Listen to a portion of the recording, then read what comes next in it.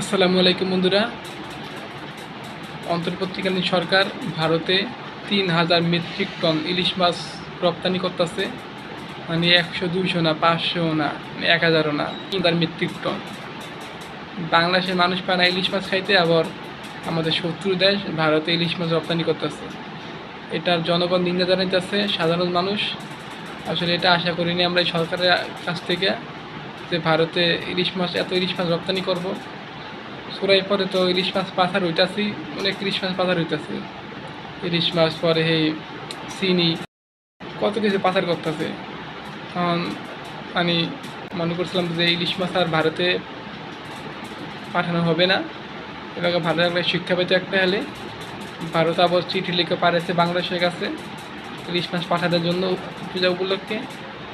এখন এই আবার এই ইলিশ মাছ পাঠাইতেছে, তাই কী লাভ হইল? বাংলাদেশের যে সরকার উপদেষ্টারা বলছিল যে ভারতে ইলিশ মাছ রপ্তানি করা হবে না। এখন সুর পাল্টাইতেছে, একজন হইতেছে আরেকজনের দোষ, আরেকজনের হইতেছে আরেকজনের দোষ। তোমাদের ভিডিও ভালো লাগে লাইক করবেন। আল্লাহ হাফেজ।